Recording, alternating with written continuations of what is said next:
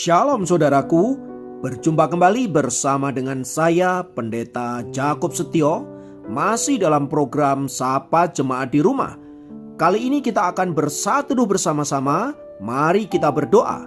Bapa kami rindu, firman-Mu sungguh memberkati kami, dan biarlah melalui renungan firman itu, kami semakin dikuatkan, diteguhkan di dalam pengiringan kami akan Engkau. Kami siap diberkati. Terpujilah namamu kekal selama-lamanya. Dalam nama Yesus kami berdoa. Haleluya. Amin. Firman Tuhan kali ini terambil dari Lukas pasal 4 ayat 12 sampai 13. Lukas 4 ayat 12 sampai 13 berkata, Yesus menjawabnya, katanya, ada firman, jangan engkau mencobai Tuhan Allahmu. Sesudah iblis mengakhiri semua pencobaan itu, ia mundur daripadanya dan menunggu waktu yang baik. Saudaraku, apa yang dapat kita pelajari dari peristiwa pencobaan Tuhan Yesus di padang gurun oleh iblis? Jika kita membaca keseluruhan cerita itu, mau memberikan kita pengertian bahwa ketaatan total kepada firman Allah adalah pukulan yang mematikan bagi pekerjaan si iblis. Tuhan Yesus melalui cerita itu ingin mengajarkan kepada kita bahwa ketaatan merupakan tembok-tembok yang dapat menutup celah yang dapat digunakan oleh iblis untuk menjatuhkan dan menghancurkan hidup anak-anak Tuhan.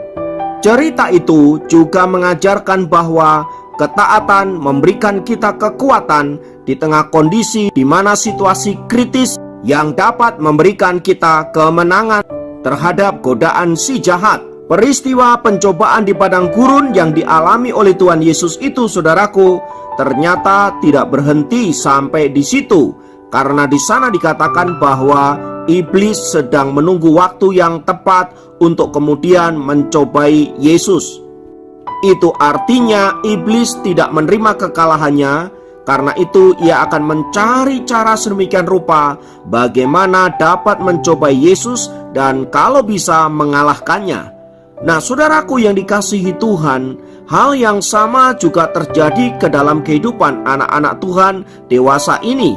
Itu artinya pencobaan-pencobaan yang dialami oleh Tuhan Yesus di padang gurun juga dapat dialami oleh anak-anak Tuhan di masa kini.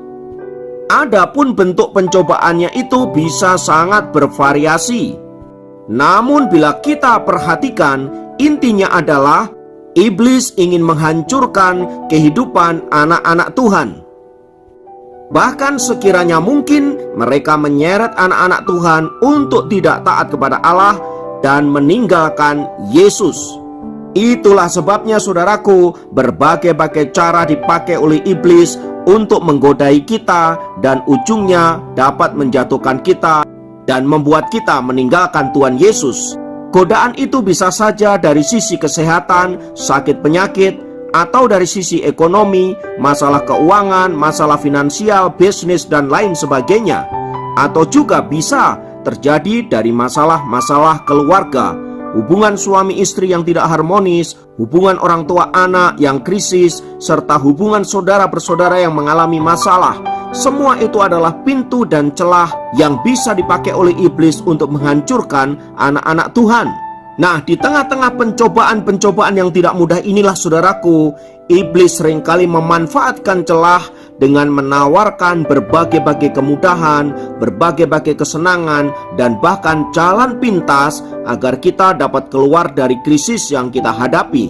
Tetapi ujung dari semua itu adalah kebinasaan yang membuat kita bisa saja kehilangan keselamatan yang telah Tuhan berikan kepada kita. Saudaraku, memang tidak mudah untuk menghadapi peperangan dengan pekerjaan kuasa jahat yang membuat kita bisa tetap bertahan dan pada akhirnya memenangkan peperangan itu. Itulah sebabnya, saudaraku, Tuhan berkali-kali memerintahkan kepada kita agar kita berjaga-jaga dan waspada, sebab lawanmu si iblis berjalan seperti singa yang mengaum-ngaum dan mencari orang yang dapat ditelannya. Artinya ia bekerja non-stop 24 jam tanpa henti, tanpa lelah mencari mangsa, dan mangsanya itu adalah saudara dan saya. Karena itu bila kita tidak waspada dan berjaga-jaga, maka sangat mungkin, sekali lagi saya katakan, sangat mungkin kita mudah dijatuhkan dan kita ditelan habis-habis oleh kuasa si jahat itu. Oleh karena itu saudaraku, kita perlu terus-menerus untuk senantiasa berjaga-jaga dan mengandalkan Tuhan di dalam hidup kita, dalam menghadapi tipu muslihat iblis yang terus-menerus menggodai dan mencobai setiap kita. Dan kunci satu-satunya untuk mengalahkan pekerjaan si iblis itu saudaraku, yaitu dengan firman Allah. Dengan mentaati firman, maka kita sebenarnya sedang menelanjangi pekerjaan kuasa kegelapan dan bahkan menghancurkan tipu muslihatnya. Maka saudaraku, mari kita terus belajar mentaati firman. Kalau kita gagal, belajar lagi. Kita gagal, bangkit, belajar lagi. Dan terus menerus sampai pada akhirnya kita menjadi pribadi yang menang, yaitu orang-orang yang teguh berdiri mentaati firman Allah yang hidup, yang telah dikatakan Allah melalui Alkitab yang kita miliki itu. Karena itu saudaraku, isilah setiap hari hidupmu dengan firman Allah. Mulailah harimu setiap pagi dengan membaca firman, dengan merenungkan firman Allah. Mungkin dengan cara seperti sekarang ini, melalui Sapa Jemaat, saudara mulai belajar firman, saudara mulai merenungkan firman, dan mulai bergantung kepada Allah dengan cara kita mentaati firman-Nya. Dengan begitu saudaraku, saya percaya iblis tidak akan pernah punya celah untuk mengalahkan kita, karena kita adalah orang-orang yang mentaati firman-Nya. Karena itu, mari kita memulai hidup kita dengan firman dan senantiasa mentaatinya. Kiranya firman Tuhan ini memberkati saudara dan meneguhkan saudara serta menguatkan kita semua, menjadikan kita anak-anak Tuhan yang berkemenangan. Mari kita berdoa. Tuhan, kami naikkan pujian dan syukur buat anugerah-Mu, karena kami memiliki Tuhan yang dahsyat, Tuhan yang luar biasa, dan kami percaya firman-Mu berkuasa. Oleh sebab itu Bapa, ajarkan kami untuk senantiasa mentaati firman-Mu, supaya hidup kami adalah hidup yang penuh dengan kuasa, yang siap mengalahkan tipu muslihat iblis dan menjadikan kami pemenang-pemenang di dalam Tuhan. Terima kasih Bapakku, terpujilah nama-Mu. Dalam nama Yesus kami berdoa, haleluya, amin. Demikian program Sapa Jemaat kali ini. Sampai jumpa dalam program Sapa Jemaat yang lain. Tuhan Yesus memberkati.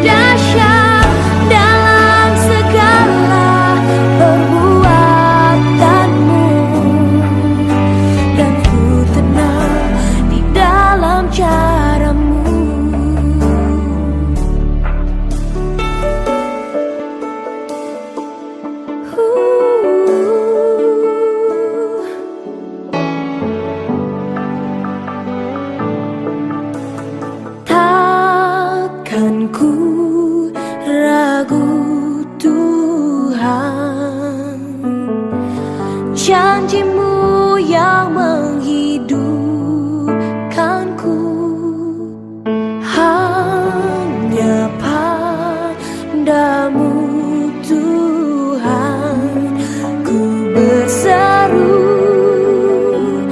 dan mataku tertuju pada